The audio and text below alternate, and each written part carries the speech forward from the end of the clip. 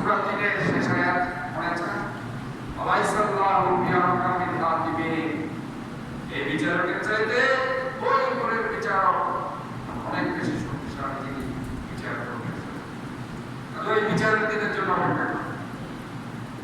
যারা আজকে এই ধরনের অবিচার করছে, ওই বিচারের দিনের জন্য অপেক্ষা করেন, যে মহান বিচারক আমাদের স্রষ্টা মহান রব্বুল আলামিন,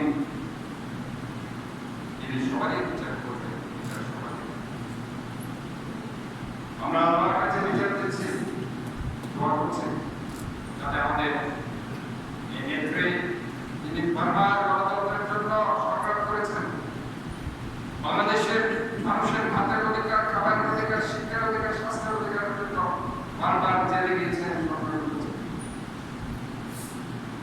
গণতন্ত্রের জন্য কথা বলার জন্য, সত্যি কথা বলার জন্য আজকে আমরা সত্যি কথা বলতে পারি না। সরকারের আদেশ আমরা নিতে পারি না, সরকারের নিষেধ করতে পারি না। সরকারের আদেশ করলে সেখানে আমাদের বিরুদ্ধে আইসিকে মামলা হয়ে যাচ্ছে। অসৎ কাজের নিষেধ করতে আমরা পারছি না। আমাদের বিবেক অনেক সময় সেখানে চিন্তা করছে আমার চাকরি থাকবে, কিন্তু অসৎ কাজ হচ্ছে, সৎ কাজ আমি করতে পারছি না। যে আজকে এই অবস্থায় আমাদেরকে ওই আল্লাহর কাছে চাইতে হবে, দোয়া করতে হবে মহান রব্বুল আলামিন আমাদেরকে যাতে এই ধরনের স্বৈর শাসনের থেকে আমাদের রক্ষা করে।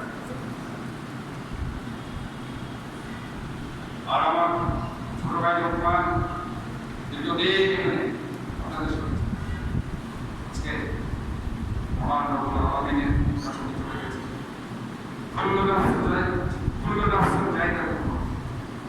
প্রত্যেক প্রাণীকে মৃত্যু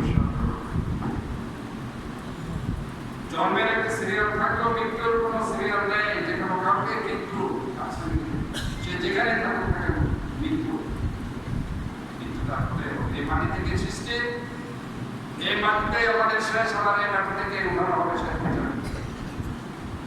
কাজেই আমরা তার জন্য দোয়া করবো, আমরা তারা বর্তমানকে যাতে জান্নাত বাসী করুক,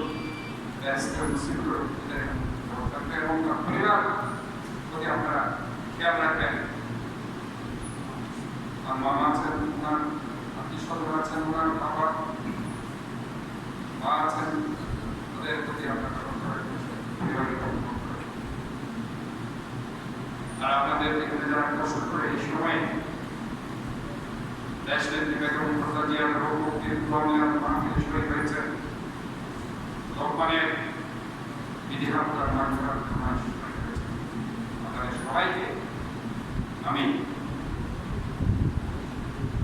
চট্টগ্রাম নগর বিএনপির প্রাক্তন সভাপতি, বিএনপির কেন্দ্রীয় সাংগঠনিক প্রাক্তন সংগ্রামী সভাপতি হিসেবে এই সংসদীয় আসন যেখান থেকে আপনারা আমাকে অনেক চেষ্টা করো স্বৈর শাসনের রাষ্ট্রযন্ত্র যেখানে স্বৈরতন্ত্র হয়ে গেছে, তাদের কাছ থেকে আমার বিজয় ছিনিয়ে নিতে তারা কষ্ট করে জেলে গিয়েছেন, জুলুম নির্যাতন মামলার শিকার হয়েছে, অবৈধ মামলার